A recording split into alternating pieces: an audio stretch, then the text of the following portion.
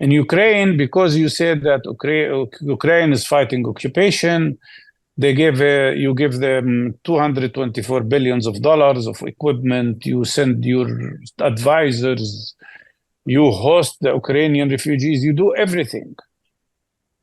But in Palestine, the United States is sending $14 billion to the occupier. And many countries are sending their ships and their military arsenal to support the occupier.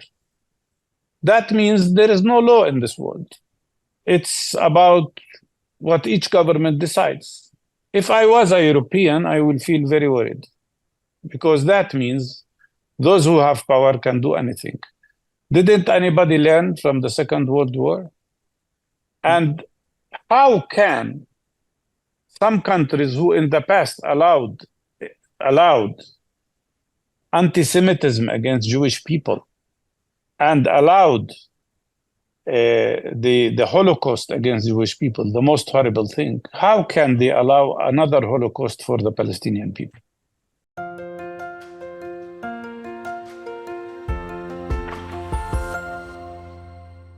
Hello everybody, this is Pascal from Neutrality Studies, and tonight I absolutely need to share with you a brilliant interview conducted by my friend and colleague Fritz Edlinger of the magazine International in Vienna, who was talking with Dr. Mustafa Barghouti, who currently is in Ramallah in the occupied West Bank of Palestine. Mr. Barghouti is a Palestinian medical doctor and politician who briefly served as Minister of Information in the unity government back in 2007.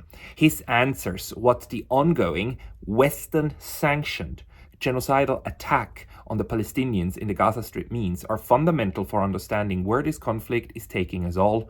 Please have a look. There was an interesting news in yesterday's New York Times, where they quoted some Hamas leaders. I quote, "Hamas leaders say they waged their October 7th attack on Israel because they believed the Palestinian cause was slipping away and that only violence could revive it." How do you comment this? You know my position. I am a supporter of nonviolence, and I always believe that nonviolence is the most effective way. And I don't support killing any civilian, whether Palestinian or Israeli. But what we live in now is really absolute catastrophe. The Israeli army now is conducting 3 war crimes on the Palestinian people. The war crime of ethnic cleansing, where 1.4 million people have already been forced out of their homes, which were destroyed completely. From the city of Gaza and the north of Gaza down to the south. Israel is hoping still to evict everybody from Gaza into Egypt. So the process of ethnic cleansing is going to be 3 times as big as the catastrophe in 1948 was for Palestinians. The second thing is that we are subjected to a horrible genocide. The Israeli bombardment up till now killed 10,500 Palestinians, including 6,000 children. I feel sorry for the 30 Israeli children who were killed in the attack, but I was hoping to see at least one Israeli say that they are sorry for the killing of 6,000 Palestinian children. The world even does not condemn this kind of atrocity. And the third thing is that we are subjected to collective punishment. Israel is depriving Gaza, 2.3 million people, from water, electricity, food, fuel. 16 hospitals have stopped working out of 35 because of lack of fuel. We have children in incubators who could die at any moment because of lack of fuel and electricity. We have 1,200 people who could die because they cannot get kidney dialysis. We have thousands and thousands of people who are sick with cancer, with diabetes, with other diseases that will die or get worse because of no medications. And you have 50,000 pregnant women now in Gaza, deprived of food, deprived of clean water. 5,500 of them are giving birth. And some of them did that in the streets. And what worries me as a medical doctor is that we could see very soon an outbreak of very serious epidemics because Israel is not allowing fuel or allowing water into Gaza or the northern part of Gaza. We could see the spread of hepatitis. We could see the spread of dysentery, definitely the possibility of cholera. And for sure, other infections like measles, which will definitely be spread because there is a total suspension of all vaccination for children. It's a very dire situation, and the world is watching, allowing Israel to continue this massacre against the Palestinian people.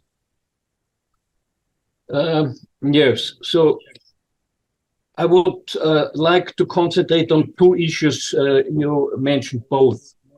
Let's remain in Gaza, but from another point of view. I think there were even rumors, more than rumors, information that the Israeli government could have a very clear plan about developments in Gaza, what's going on in the future. We published even on our channel a report on that, saying that the aim of the Israelis could be to evacuate completely the Gaza Strip, to take it over.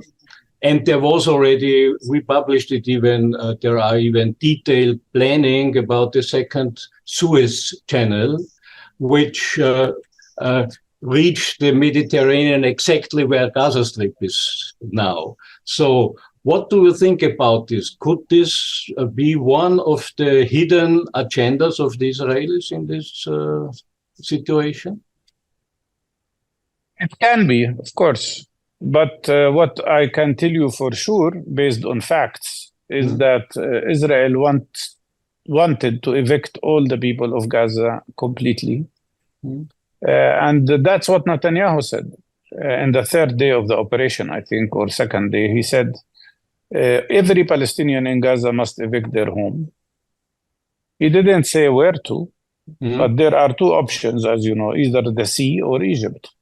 And his spokesperson, the military spokesperson by the name of Richard Richt, made it clear in a statement that became the headline of 𝗡𝗂𝘂𝘁𝗏, Israeli newspaper.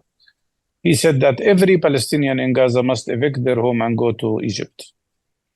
Of course, that created a reaction from the Egyptian side, who thought rightly that this is a violation of Egyptian national security. And because of the stand of Egypt and because of Palestinians not wanting to become refugees again, since 70% of the people in Gaza, as you know, are already refugees from the ethnic cleansing in 1948 by Israel. So because of that, they moved to Plan B. And Plan B is bombard, destroy all the houses, all the homes, all the mosques, all the clinics, all the health centers, and force people with bombardment, with the genocide, to leave the northern part of Gaza and the Gaza city. And I think their plan is to annex them to Israel. Netanyahu made it clear when he spoke at the United Nations, weeks before this war started, where he showed the world the map of the new Middle East, as he said, for the 50 years to come, where he put in green all the Arab countries he wants to normalize with, and then Israel in blue, including the annexation of the Golan Heights, which they already annexed, all of the West Bank, and all of Gaza. That was his map before this war started. So I think he believes that this is the way to go. And he just declared that Israel will maintain security control over all of Gaza indefinitely. That means reoccupation of Gaza. And that makes me think that they are doing exactly what Einstein described as insanity. And that is to keep repeating the same thing and expecting different results. So, this reminds me that especially here in the Western countries, even here in Austria, everybody's still mentioning, okay, two-state solution, two-state solution. We are supporting this project, which is already almost 80 years old. And but yesterday I saw a short interview with 𝗡𝗲𝗂𝗧𝗦 that he said also to a German station that the two-state solution is dead since years, and there is no two-state solution. There are only two options, he said: apartheid or ethnic cleansing. So what is now the right answer of the Palestinians? That look, the two-state solution was killed by Netanyahu personally and his Likud party. This man came to power specifically to kill the possibility of peace based on two-state solution and to kill any potential for a Palestinian state. That's what he wrote in his book in '94, The Place Under the Sun. And this man aggravated the Israeli public against 𝗧𝗢𝗂𝗏𝘁𝗂𝘁𝗏, who signed peace agreement with Palestinians, till an extremist by the name of Israeli extremist Yigal Amir assassinated 𝗧𝗢𝗂𝗏𝗁. And since then, Netanyahu made it his mission in life to kill the possibility of a Palestinian state by expanding settlements, by bringing fascists to his government like 𝗦𝗁𝗂𝘂𝗁𝗏 and 𝗏𝗏𝗂𝗏. And 𝗦𝗁𝗂𝗂𝗏 said it very clearly that the Israeli plan, he said it once, immediately after they became ministers in this government. He said that the Israeli plan is to fill the West Bank with settlements and settlers so that Palestinians would lose any hope of a state of their own. And then they will be left with one of three options: either to immigrate, which is ethnic cleansing, or accept a life of subjugation to Israelis, which is apartheid, or die, which is genocide. Now in Gaza, they are leaving Palestinians between one of two options: either genocide or ethnic cleansing. I do believe that the two-state solution was killed by Israel. If by a miracle, somehow, you have Bernie Sanders as the president of the United States of America, and he comes to Israel and tells them, remove all your settlements from the West Bank and let Palestinians have a state, and we'll have American and international troops on the border so that you both feel secured. Without removing settlers from the West Bank, the two-state solution is dead, especially that they are now reoccupying Gaza. And some Israeli ministers say they should resettle in Gaza after bombarding it with a nuclear bomb. By the way, they already used a nuclear bomb in terms of power, because the amount of explosives thrown on Gaza in 4 weeks is more than 30,000 tons of explosives, which is much more than the nuclear bomb that was thrown on Hiroshima in Second World War. Anyhow, I do believe that it's one of three options: two states that they killed, apartheid, which we have, or one democratic state with equal rights for everybody. To think that we, the Palestinians, will accept ethnic cleansing as our fate and we will stop struggling for our rights is a grave mistake. People should remember what happened after 1948 catastrophe. And I think if Israel uproots Hamas, there will be other people in the future. And remember that Fatah was established because of what happened in 1948. So they assume that Palestinians will simply subject to capitulation is a totally wrong assumption. So you are part of the Legislative Council, which is still existing but having no real. So what's your idea? What should let's say the Fatah or the Palestinian autonomy, what should they do now? They should unify Palestinians. They should not keep this situation of division. And I think the war we had recently was a result of the fact that we did not have democratic elections in 2021. Mm-hmm. If we had elections in 2021, neither Fatah nor Hamas would have gotten a majority. We would have had a pluralistic democratic system where no one party rule would be existing neither in Gaza nor in West Bank. And maybe we would have had a different situation than what we have today. But Israel was adamant against Palestinian free elections. The United States, great country of democracy, did not support elections. And the result is what you see today.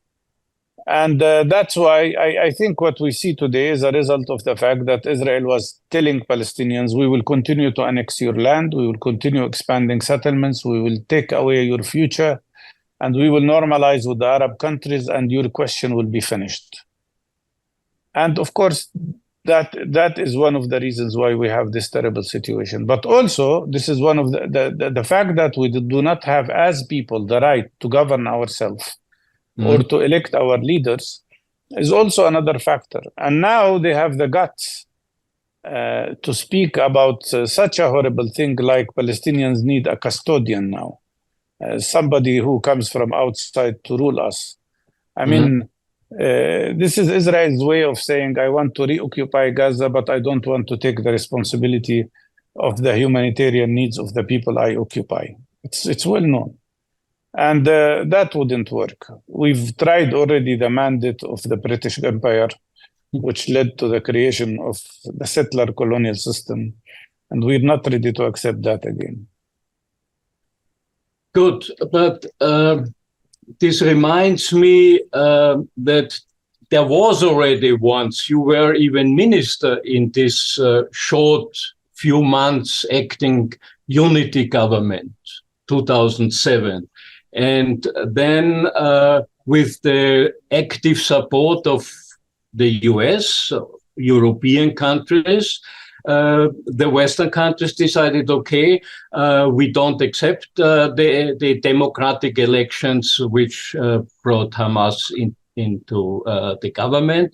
And this was the beginning of another split. So do you have any chance now, or do you see any possibility on your side that there is, I don't know with whose support, a dialogue which could create a new political situation with elections, with a unification, or is this a hope maybe in next year's future? It all depends on Mr. Abbas and the Palestinian and the PLO. That's what we've been calling them for. We issued a statement 3 days ago, and today there is another statement signed by many Palestinian leaders and intellectuals demanding that Mr. Abbas calls immediately for a meeting of all Palestinian groups. And that would lead to the creation of a unified government and a unified structure. That's the only way that could save us from this colonial strategy that is used against us, which is the strategy of divide and conquer. And it is now the responsibility of Mr. Abbas to do so. If he does it, that will be something that the public will appreciate. If he doesn't do anything, I think that will affect dramatically his popularity, which is very low already. Yeah. So we have to come to the end, since I'm speaking from Vienna, from Europe. What do you expect from the international community now? I think in Europe, I have to tell you, but I'm sure that you know it better than me. In Europe, there is full solidarity with Israel, even with this Israeli government, knowing who is in this government. So there is a real backlash when it comes about two-state solution, Palestinian rights. What should be done on the Western side to support any dialogue?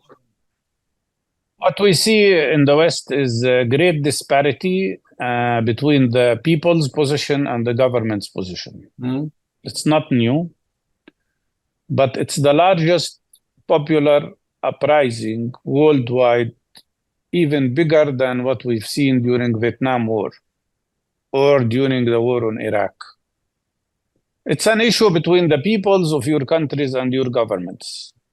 But the Western governments, many of whom, I don't put them all in one basket, because I think that the Spanish government and the Norwegian government and the Belgium government have taken very reasonable positions. But many of the governments, especially Britain and the United States, have taken very strange and shameful position of refusing even ceasefire when they see the slaughtering of Palestinian people. That, to me, is cannot be understood. And this total bias to Israel sends two messages. First of all, you cannot claim to be a mediator at any time in the future. And second, that the world today is not governed by international law. It is governed by the law of jungle. And the best comparison to that is to compare the Western positions in Ukraine with that in Palestine. In Ukraine, because you said that Ukraine is fighting occupation, you give them $224 billion of equipment, you send your advisors, you host the Ukrainian refugees, you do everything. But in Palestine, the United States is sending $14 billion to the occupier. And many countries are sending their ships and their military arsenal to support the occupier. That means there is no law in this world. It's about what each government decides. If I was a European, I would feel very worried, because that means those who have power can do anything. Didn't anybody learn from the Second World War? And how can some countries who in the past allowed anti-Semitism against Jewish people and allowed the Holocaust against Jewish people, the most horrible thing, how can they allow another Holocaust for the Palestinian people? It's the same mentality, the same mindset. And you cannot justify it by saying because they are Arabs or they're Muslims, although we are also Christians. Nothing can justify this attitude and this behavior. And there will be consequences to that.